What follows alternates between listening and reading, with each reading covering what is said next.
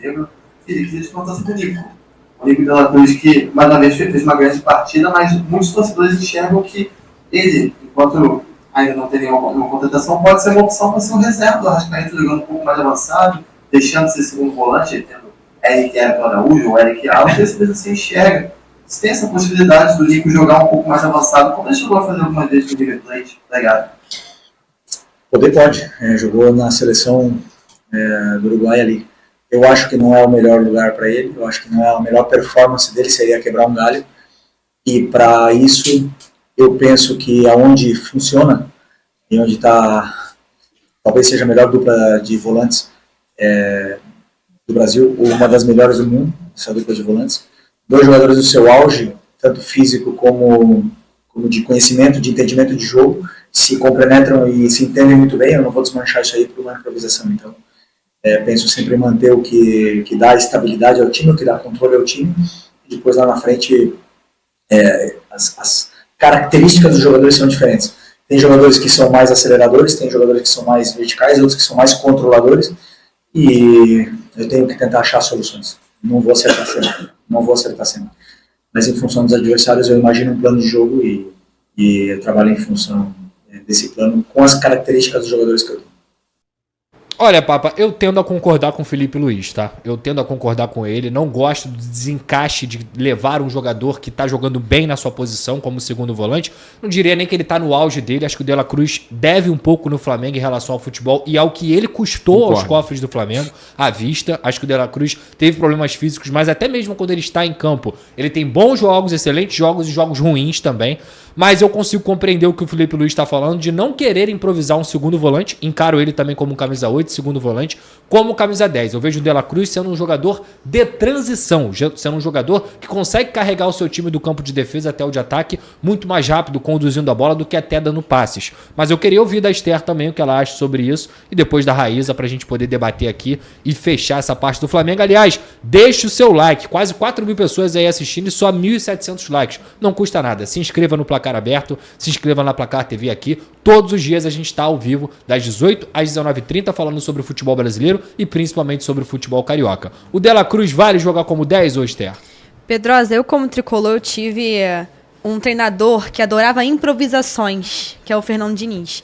Que adorava tirar jogador da sua posição para ir para outra.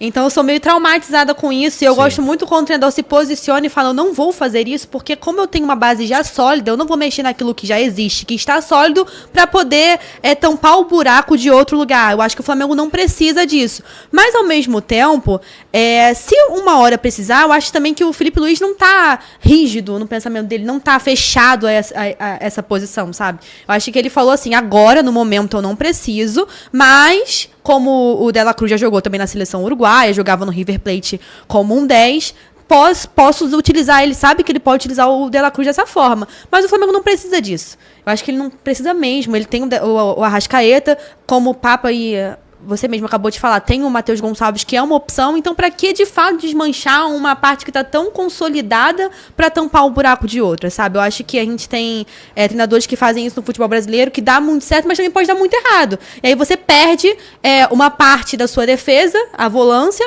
para você tampar outra que talvez não vai dar o mesmo resultado. Será que faz tanta diferença assim? Eu gosto muito do Arrascaeta jogando ali como camisa 8. Eu acho que ele, como você mesmo falou, pode entregar mais. Ele é um jogador que a gente sabe que tem um potencial maior do que ele está entregando atualmente. Mas acho que assim, ele ali está no lugar certo, onde ele deve estar. Pode quebrar um galho, mas não é uma necessidade. Eu não vejo uma necessidade do Flamengo agora, nesse momento, de jogar o De La Cruz no lugar do Arrascaeta para fazer a posição de 10. Eu acho que não existe essa necessidade mesmo pro Flamengo agora. É por aí, Raíssa. Cara, eu vou discordar da Esther um pouquinho. Eu acho que houve necessidade em alguns jogos. Eu acho que improvisar nunca é legal se você tem as peças ali, mas não nesse momento, né? Inclusive o Felipe Luiz improvisou o próprio Luiz Araújo algumas vezes por ali. Daí eu acho mais interessante o De La Cruz sendo improvisado por ali, até porque não seria tanta improvisação assim. Ele jogou assim no River Plate e jogou assim também na seleção uruguaia em várias oportunidades, do que o próprio Luiz Araújo, né? Eu acho que esse é um ponto em relação a isso. Acredito eu, tá, que o Felipe Luiz não queira, na verdade não esteja confiando tanto, por exemplo, no Alan, para ele colocar o Alan, e aí ficaria trinca, né? Pulgar, Alan e o De La Cruz como terceiro homem. Acredito que é mais por aí. Porque, Pedrosa, quando o Jorginho chegar, eu acho que... Você acha que a gente não vai ver o Jorginho, que tá encaminhado aí para ser reforço do Flamengo, tá muito próximo, tem tudo para ser reforço do Flamengo, é um pedido do Felipe Luiz, ele chegando. O Felipe Luiz não vai colocar em nenhum momento Eric Pulgar, Jorginho e De La Cruz em campo? Eu acho que ele vai colocar sim. Eu acho que ele vai colocar. E aí ele cita a questão de talvez uma das melhores duplas de volantes do mundo em relação ao De La Cruz e o Eric Pulgar. Se ele fala isso...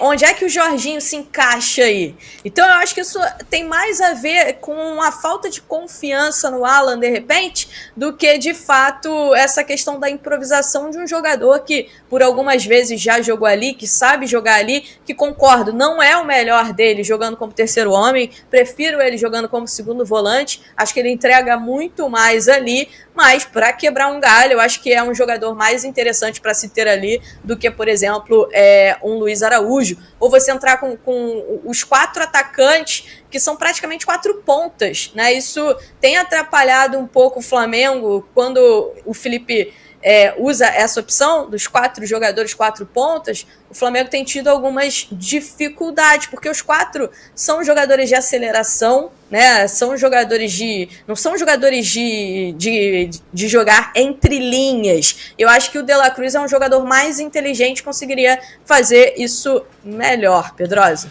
Eu acho que com a chegada do Jorginho ele muda um pouco esse pensamento. Perfeito. Vai ter jogos que ele vai utilizar 3 volantes, digamos assim, mas o De La Cruz muito mais avançado, né? O Jorginho é um jogador que, apesar de ser um volante mais recuado, digamos assim, ele tem uma capacidade imensa de achar passes, até mais do que o De La Cruz e até mais do que o Pulgar, apesar de não ter a transição, a velocidade dele, mas é um jogador inteligentíssimo, que sabe quebrar linhas com os passes também, e quem vai ganhar com isso é o Flamengo. No final das contas... Vocês concordam, então, comigo? Que é mais importante nesse problema de letalidade do Flamengo hoje um substituto pro Pedro, centroavante nato, Sim, do que um camisa 10, porque você, com a chegada do Jorginho, que hoje ficou mais perto, né? Não foi hoje, né, Raíza, que ficou mais perto. Na verdade, a galera passa uns dias, eu quero até falar aqui novamente, eu tenho amigos dentro do Globo Esporte, mas eu fico muito triste quando esperam passar 4, 5 dias, a notícia que eu e Raíza a gente estava trazendo,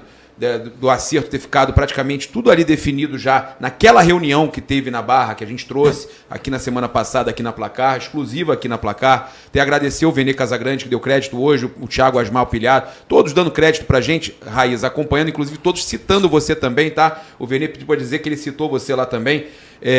Eu fico triste, cara, porque... Eu cito nomes, o Caê Mota no Globo Esporte, é mais uma vez que ele pega uma notícia de 5 dias depois, publica e simplesmente requenta uma notícia, né, e não dá o crédito. Então eu vou começar a citar, eu vou começar a falar, porque eu dou crédito para todo mundo, eu sou um jornalista que prezo pela informação dos outros, então aqui vai ser sempre assim. E queira ou não, a Raíza tem as fontes dela, trabalha pesado, ela confia em mim para trabalhar junto com ela, correr atrás, é uma amizade que a gente tem. Então, cara, eu acho que é uma injustiça quando a pessoa não dá o crédito para quem de direito. Mas vamos lá, a informação do Jorginho está muito adiantado mesmo, a gente já vinha falando sobre isso, é uma questão que...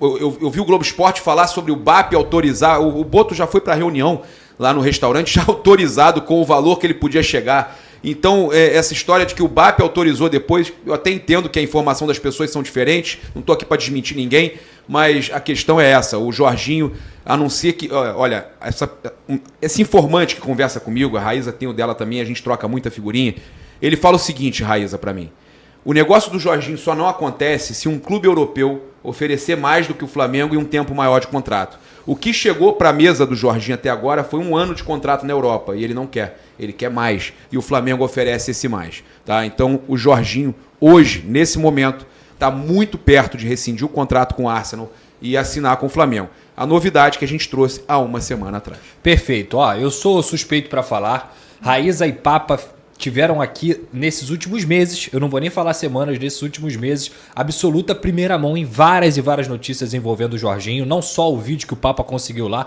mas a Raíssa e o Papa trouxeram e deram um panorama correto, concreto pro torcedor, quando tava mais quente, quando tava mais frio. Foi um trabalho espetacular desses dois repórteres que estão aqui na Placar TV e sem dúvida alguma, quando o colega não dá crédito, talvez seja a pior coisa que existe dentro do jornalismo, porque quando a gente trabalha com notícia, a gente sabe o quanto dá trabalho buscar uma notícia exclusiva. E quando você acaba usurpando a notícia do seu colega, significa que você nem a coragem de fazer o seu trabalho decentemente teve nesse caso. Mas Então, posso só falar, tem pessoas ali muito legais que fazem. Não, papai, eu a não tenho Letícia dúvida. Marques sempre dá o crédito, Perfeito. o Fred Gomes. eu sei. São pessoas Todo assim, mundo tem que dar o crédito, Papa. O É, crédito, cara. as pessoas acham que crédito é facultativo. Crédito Não, não e é falam facultativo. assim, cara, vocês ficam pedindo crédito. Não é isso. Crédito é a coisa obrigação. mais importante do nosso trabalho de jornalista. Exatamente. O jornalista, até um tempo atrás, quando não tinha YouTube, ganhava muito mal. É. Ganhava muito mal.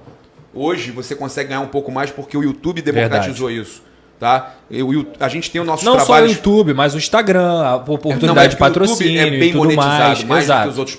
Então o YouTube proporcionou uma melhora de vida pra gente. Por quê? A gente tem os nossos empregos, eu trabalho na Placar, você trabalha no SBT, trabalha aqui na Placar também, eu tenho outros empregos que eu faço, parcerias e tudo mais.